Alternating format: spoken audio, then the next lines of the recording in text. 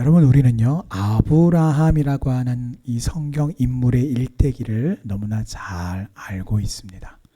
창세기 기록을 통해서 아브라함의 그의 근원, 시작, 그리고 그의 과정, 그리고 그의 인생의 만로에 이르기까지 그가 어떤 믿음의 인물이었는지, 그리고 왜 아브라함을 믿음의 조상이라고 일컫는지를 우리는 너무나 잘 알고 있어요.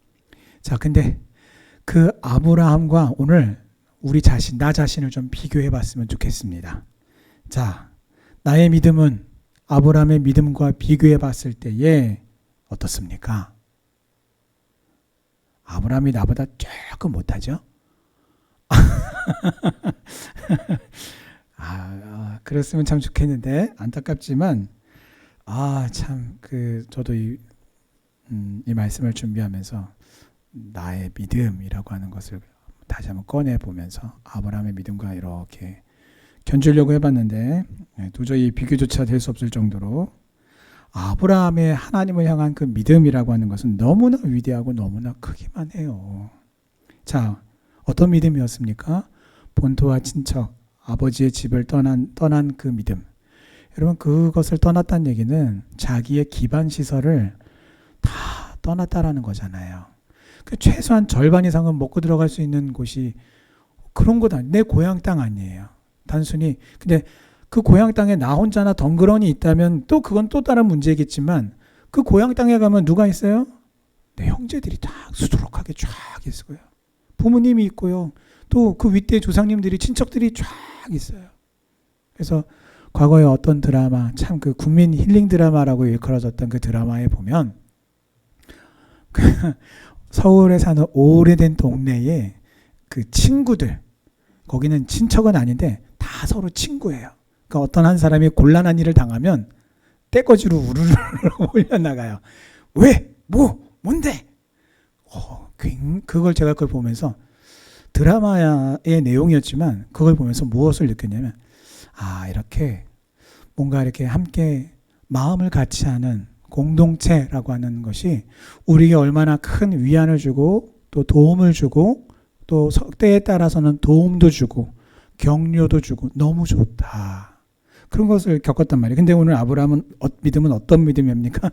그 모든 것들을 깡그리 다 떠나온 믿음이에요. 단순히 성공할 기반이 있느냐 없냐 정도가 아니라 거기를 떠나면 자신의 안전도 생명도 보장받을 수가 없는 그런 상황에 처하게 되는 것이죠. 그리고 낯선 곳으로 떠난다라는 것 그 자체만으로도 이미 아브라함의 믿음은 그야말로 하나님을 향한 대단한 믿음이구나라는 믿음의 증거예요. 더더군다나 하루도 이틀도 아니고 일주일도 아니고 무려 20일 이상 소요가 되는 800km나 떨어진 먼 거리를 이동해야 됐습니다. 뿐만 아니라 100세가 되어서야 아들을 낳을 때까지 25년 동안을 하나님이 자신에게 했던 그 약속의 말씀을 계속해서 믿고 기다렸어요. 저 같았으면은 한 4년쯤 들어섰을 때 이거 뭐가 잘못된 거 아닌가? 이렇게 의심할 법도 솔직히 말하면 24년이 아니라 한 2년쯤 지났을 때 내가 아무래도 뭐 잘못 들었었나 봐. 이렇게 할 법한데 아브라함은 무려 25년 동안을 한결같이 자신에게 나타나신 여호와 하나님의 하나님, 그리고 자신에게 약속하셨던 그 하나님의 약속의 말씀을 믿는 믿음이 흔들리질 않았어요. 참 대단한 믿음입니다. 또 어렵게 얻은 그 기적의 아들을 하나님이 번제로 바치라라는 명령을 내리셨는데 이 명령에 아브라함의 믿음은 두 가지를 믿었어요. 첫째는 이삭을 하나님의 말씀대로 번제로 바치겠다라는 믿음이었습니다. 죽이는 신용만 해야지라는 것이 아니라 정말로 하나님의 명령대로 그 독자 이삭을 번제로 바친다라고 하는 믿음이었어요. 자, 그런데 두 번째 믿음은, 그러니까 첫 번째 믿음은 어떤 믿음이에요? 말 그대로 죽이는 믿음이에요. 죽이는 믿음인데 그 두 번째 가졌던 그 믿음은 어떤 믿음이냐면 바로 그 죽음을 뛰어넘는 믿음입니다. 그래서 이 번제로 바친 그 이삭을 여호와 하나님께서 분명히 자기에게 축복의 통로로 말씀하시고 약속하셨기 때문에 번제로 바쳐진 그 이삭을 여호와 하나님께서 기적적으로 다시 살리실 것이다 라고 하는 죽음을 뛰어넘는 믿음이 그 안에 있었다라는 거죠. 자, 이제 더 이상 얘기하지 않겠습니다. 여기까지만 이야기해도요, 오늘 나의 믿음이라고 하는 그 믿음 비슷한 거 내지는 믿음과 아브라함의 믿음은요, 감히 비교조차 할 수 없을 정도로 아브라함의 믿음은 크고 위대한 믿음이에요. 그래서 그가 믿음의 조상이라고 불릴 수 있었던 것이죠. 자, 그런데 오늘 하나님이 오늘 로마서 4장에서 무엇을 말씀하고 있습니까? 우리가 볼 때 이렇게 위대한 아브라함조차도 이와 같은 그가 가졌던 대단한 믿음을 보여주는 어떤 행위, 믿음의 행위, 방금 언급해드렸던 나열해드렸던 그 모든 행위가 아니라 오직 하나님과 하나님의 약속의 말씀을 믿는 믿음으로 의롭다 인정을 받았다라고 말씀하세요. 그래서 오늘 하나님께서 오늘 저와 여러분들에게 지금 전달하고자 하는 메시지는 아브라함의, 자, 마치 옛날 옛적에 하고 할머니들이 이렇게 잠자리에서 옛날 얘기를 들려주는 그런 이야기를 하시려고 하는 게 아니라 정말 오늘 저와 여러분들에게 전해주고 싶은 말씀이 있으신 거예요. 그것은 아브라함, 우리가 볼 때 이러한 위대한 아브라함조차도 그의 어떤 믿음의 행위로서가 아니라 하나님을 믿는 믿음으로 의롭다 인정을 받았다. 따라서 아브라함을 통해서 오늘 우리에게 진짜로 전달하고자 하는 하나님의 메시지는 모든 인간은 하나님 앞에서 의롭다 하심을 얻은 것이 절대적으로 행위나 외적인 그 어떤 조건에 있는 것이 아니다. 오직 전적인 하나님의 은혜로 말미암은 오직 믿음으로 받는 것이다 라는 것을 지금 강조하고 있는 것입니다. 자, 그렇다면 오늘 우리가 이 말씀에서 얻을 수 있는 교훈은 뭘까요? 아, 그렇구나 하고 끝나면 됩니까? 아닙니다. 자, 그러므로 우리는요, 우리에게 있는 어떤 인간적인 조건을 내세워서 하나님으로부터 무언가를 얻을 수 있다는 생각을 아예 하지를 말아야 돼요. 믿음이 아니고서는 하나님 앞에서 인정을 받거나 또 무엇을 얻을 수 있는 길이 아무것도 없습니다. 자, 유대인들은 우리가 아는 것처럼 자신들의 믿음의 조상이 아브라함이다 라는 것에서 반대로 말하면 내가 믿음의 조상 아브라함의 후손이다 라는 것, 사실에 대해서 무한한 자부심을 가지고 있었습니다. 그래서 가장 자랑스럽고 영광스럽게 여기는 그 아브라함에 대해서 하나님이 지금 뭐라고 말씀하시는 거예요? 그거 아무것도 아니야 라고 말씀하시는 거예요. 그래서 이렇게 말씀하신 이유는 오직 의로 말미암아 하나님의 은혜로 말미암아 구원을 얻고 의롭다 하심을 받는다라는 것을 확인하시기 위한 거예요. 그래서 오늘 이 말씀을 전하고 있는 바울 역시 유대인이었습니다. 그 유대인이니까 당연히 믿음의 조상 아브라함의 후손인 것이죠. 그런데 바울은 더 나아가서 다른 본문에 보니까 그 모든 것들, 혈통적으로 내려오는 그 아브라함의 후손이라고 하는 그 연관되는 그 모든 것들을 어떻게 해요? 배설물과 같이 여겼다라고 말합니다. 자, 배설물은 어떻게 됩니까? 빨리 버려야 돼요. 빨리 버려야 돼요. 그래서 자신들이 가진 것들로는 의롭다 하심을 얻기는커녕 오히려 그것이 오히려 우리의 믿음의 길을 더 가로막고 지체하게 만들고 우리가 절게 만들고 쓰러지게 만든다라는 것입니다. 따라서 우리가 여호와 하나님께로부터 의롭다 하심과 하나님의 칭찬과 하나님께로부터 우리가 존귀를 얻기를 원한다면 우리는 우리가 가진 인간적인 모든 것들 또는 우리가 할 수 있는 모든 것들을 의지하지 말고 철저하게 버리시기 바랍니다. 대신 오직 우리 주 예수 그리스도만을 믿고 의지하시기를 바랍니다. 자, 오늘 말씀에서 1절부터 3절에 이르기까지 바울은요, 방금 말씀드렸던 믿음으로써 의롭다함을 받는다라고 하는 이신득의 이 진리를 설명하기 위해서 아브라함의 예를 든 것입니다. 자, 그런데 바울이 이 로마서를 쓸 때를 기준으로 놓고 보면 아브라함이라고 하는 인물이 이 글이 쓰여질 당시로부터도 2000년 전에 무려 한 2000년 전의 사람이란 말이에요. 아니 그렇게까지 먼 옛날 이야기를 이렇게 예화로 들었어야 할까요? 또 바울은 그렇다 쳐요. 오늘 저와 여러분들이 이 말씀을 대하고 있는 우리는 어떻습니까? 아브라함이 몇 년 전 사람이에요? 또 2000년의 세월이 지나서 무려 한 4000년 정도의 세월 이전에 정말 옛날 사람이란 말이에요. 도대체 왜 이렇게 오래된 사람을, 이 아브라함의 이야기를 왜 굳이 꼭 기록했던 것일까요? 도대체 이유가 무엇일까요? 그것은 이 이신득의 구원의 진리가 예수님 시대 때 갑작스럽게 준비된 것이 아니라 이미 만세 전에 미리 정해 놓으신 구원의 진리다라는 것을 보여주기 위한 것입니다. 자, 무슨 말이냐? 바울은 지금 이신득의라고 하는 구원의 진리를 통해서 유대인이나 이방인이나 오직 믿음으로 말미암아 구원을 얻는다라는 것을 말하고 있습니다. 오늘 이것이 우리에게 안내해 주는 것은 구원의 진리는 시간과 공간을 초월한다라는 거예요.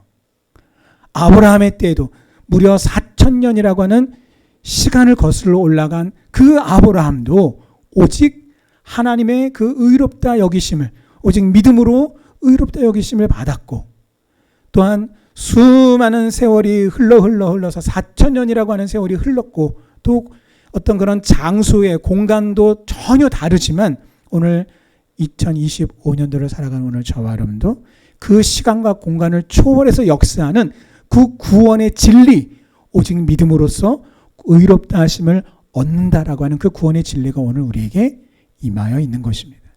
이처럼 진리이기 때문에, 불변하는 진리이기 때문에 시간과 공간을 초월해서 똑같이 적용이 되는 것입니다. 하나님이 세우신 진리이기 때문입니다. 우리를 구원하시기 위해서 여호와 하나님께서 창세 전부터 준비하신 구원의 진리이기 때문이죠. 자, 마찬가지입니다. 시간과 공간을 초월해서 역사하는 그 진리인 것처럼 오늘 이 자리에 있는 오늘 저와 여러분들은 예수님을 직접 뵙지 못했어요. 오늘 말씀에 예화로 등장하고 있는 아브라함처럼 그저 앞으로 만나볼 그 예수님을 먼 발치에서 지켜볼 뿐이었어요. 이렇게 멀리서 주님을 본다 하여서 여러분 보십시오. 날이 추워지면 우리가 이제 보일러를 틀고 불을 또 펴고 이렇게 또 이렇게 나무를 태우기도 하고, 그래서 어떤 그런 따뜻함을 우리가 어떻게 해요? 가까이 합니다. 그래야 얼었던 몸이 녹아지죠. 근데 생각해 보십시오. 꽁꽁 얼었는데 불을 피워놨는데 문제는 가까이 다가가지 않고 멀리 떨어져 있으면 그 온기가 나에게 전달이 될 수 있을까요? 없죠. 왜 그렇습니까? 그 불이 영향을 미치는 그 공간에 제약이 있기 때문에, 거리에 제약이 있기 때문에, 한계가 있기 때문에 그렇습니다. 그런데 여러분 오늘 하나님이 세우신 진리가 어떻게 역사하는지를 보세요. 시간과 공간을 초월해서 계속해서 역사합니다.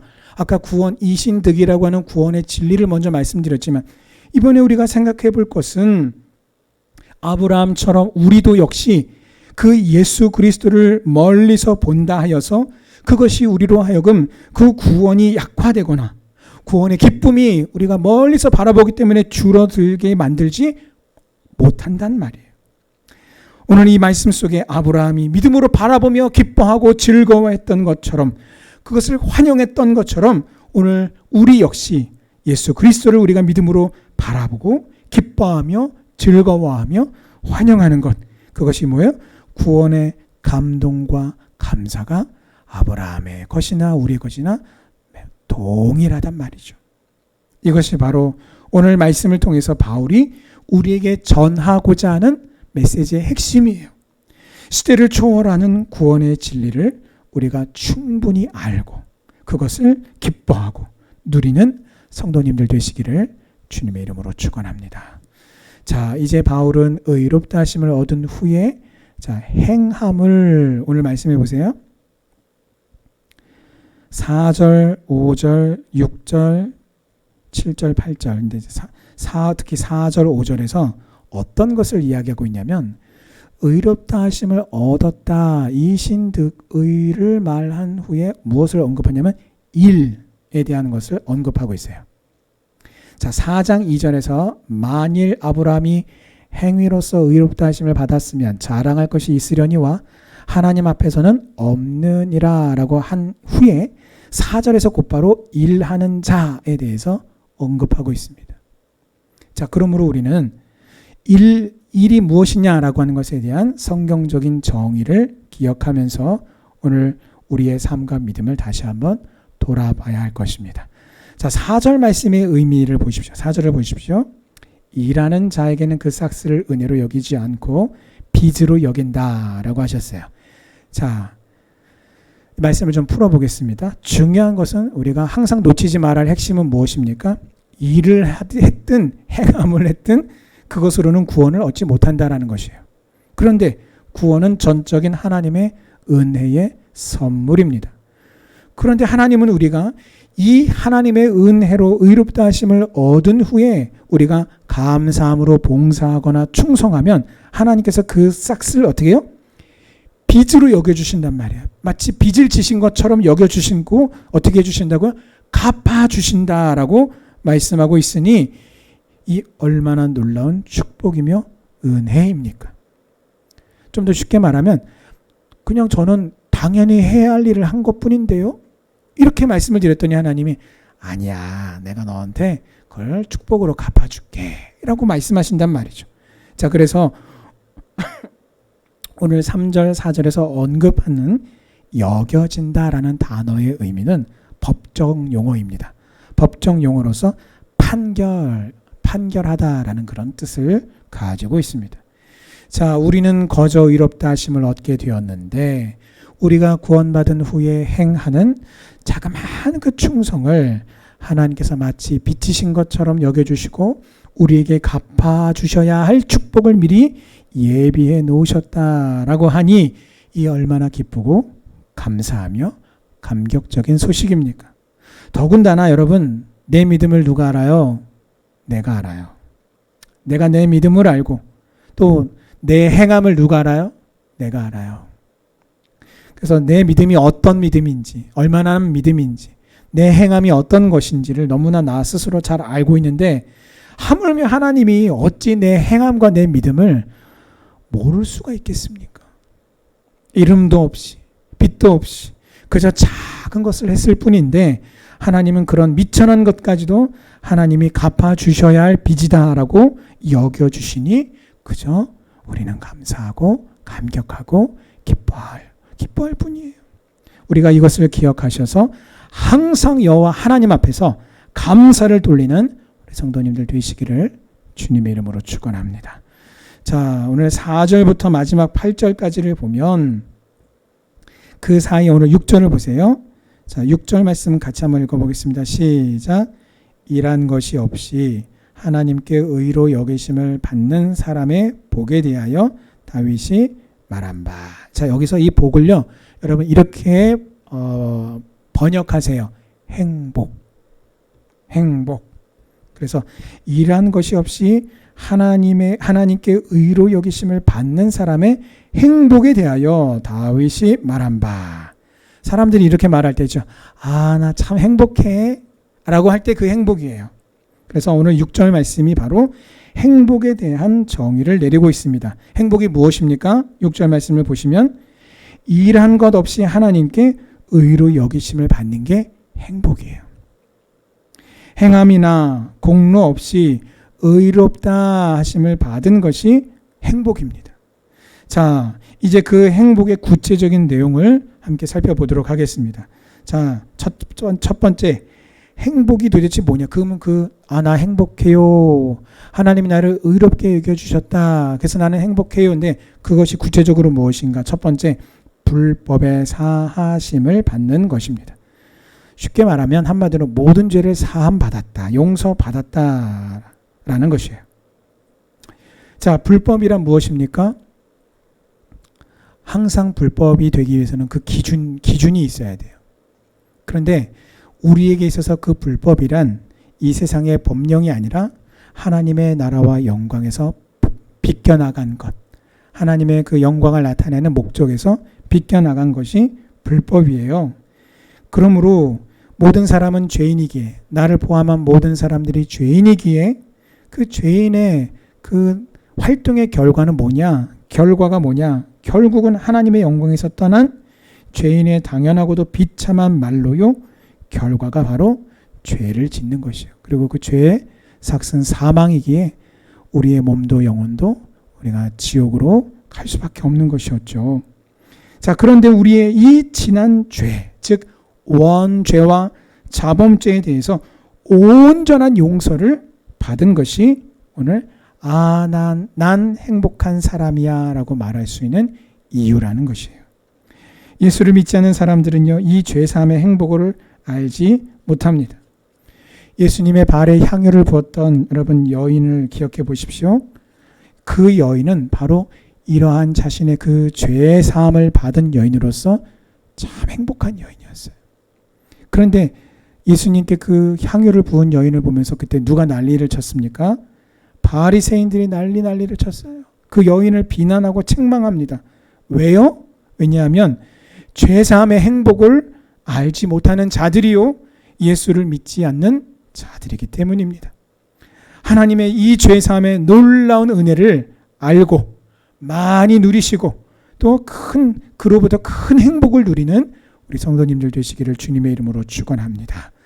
자, 구체적인 행복 두 번째는 죄가 가리어진 것입니다.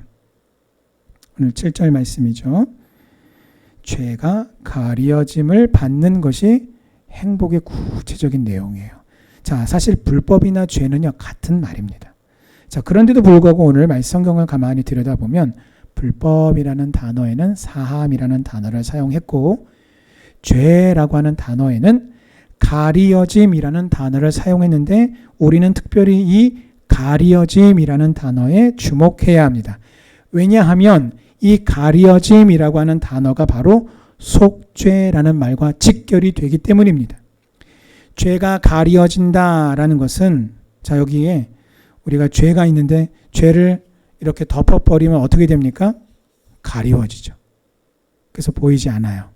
하지만 실제로는 죄가 여전히 여기에 존재하는 것이죠.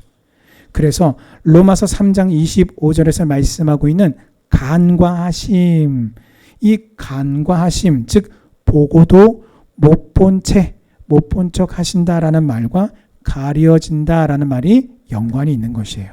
자, 그러면 왜 가려지는가? 예수 그리스도의 거룩한 보혈 때문입니다. 우리의 죄를 그 보혈이 다 덮었기 때문에 하나님 아버지께서 그 죄, 우리의 죄를 보고도 못 본 척 하심이 그게 뭐예요? 그게 바로 속죄의 능력인 거예요. 그게 바로 보혈의 능력인 거예요. 그것이 바로 가려짐의 축복인 것입니다. 그러므로 이 구주의 보혈로 가려짐의 은혜를 입은 사람 누구예요? 나예요. 오늘 내가 행복한 이유, 세 번째 행복한 이유예요. 자, 우리가 예수님의 보혈로 속죄함을 받은 것은 과연 참된 행복이요, 또 미래의 행복이요, 더 나아가서 앞으로 영원한 행복인 것입니다. 오늘 이와 같은 가리어짐의 행복을 온전히 누리시기를 바랍니다. 두 번째였었죠. 자, 마지막 세 번째는 구체적인 행복. 나는 왜 행복한 사람인가? 내가 의롭게 하심을 받은 것이 왜 행복인가? 구체적인 세 번째 이유는 바로 죄를 인정하지 아니함을 받는 자이기 때문에 그렇습니다. 자, 여기서 인정이라고 하는 것은 어떤 의미냐면요, 하나님의 심판대 앞에서 의롭다고 인정함을 받는 것을 가리킵니다. 자, 생각해 보세요. 다 잘된 줄 알았어요. 그래서 그거 일 어떻게 됐습니까? 아이고, 걱정하지 마십시오. 다 잘 됐습니다. 그런데 마지막에 가서 뚜껑을 딱 열어봤더니 완전히 잘 안 됐으면 여러분 어떻게 되겠어요? 아이고, 참 그렇게 깝깝한 일이 없죠. 아니, 이게 왜 일이 이렇게 된 겁니까? 예? 오늘 이 죄를 인정하지 아니함을 받는다라는 말은 바로 그 마지막 하나님의 심판대 앞에서 하나님께 의롭다 하심을 인정받는다라는 것을 말하는 것이에요. 그래서 오늘 성도요, 구원받은 오늘 저와 여러분들이 행복한 사람인 거예요. 저를 따라서 한번 우리가 정말 오늘 이 말씀을 기억하면서 우리가 진실한 고백으로 주님 앞에 이렇게 고백했으면 좋겠어요. 하나님, 나는 참 행복한 사람입니다. 라고 그렇게 한번 고백해 볼까요? 시작. 하나님, 나는 참 행복한 사람입니다. 그러므로 사하심을 받은 것은 구원의 놀라운 축복의 시작이요, 가리움을 받는 것은 현재적으로 속죄함의 혜택을 내가 지금 받으며 살고 있는 것이며, 결국 죄를 인정치 아니함을 받는 것은 미래의 구원의 완성을 이루는 영화로운 일이란 말이에요. 그래서 오늘 내가 왜 행복한가, 특히 이 죄의 문제를 두고 이미 예수 그리스도의 그 구속하심으로 이뤄놓은 그 과거의 죄에 대한 선포로, 그리고 그 보혈의 능력으로 나를 덮어주셔서 이 세상을 내가 성도로 살아가면서도 끊임없이 그 보혈의 능력 안에서 그 은혜를 누리기에 행복하고, 미래적으로 하나님의 그 심판대 앞에서도 하나님의 의롭다 하심을 내가 선고받고 확정받으니 우리의 과거와 우리의 현재와 우리의 미래가, 우리가 영원히 행복한 사람인 거예요. 그러니 온 우주에서 구원받은 성도인 우리가 가장 최고로 행복한 사람인 것입니다. 예수 그리스도의 구원의 은혜로 다 기쁘고 즐겁고 평안하며 놀라운 행복을 우리가 누리고 있는 것입니다.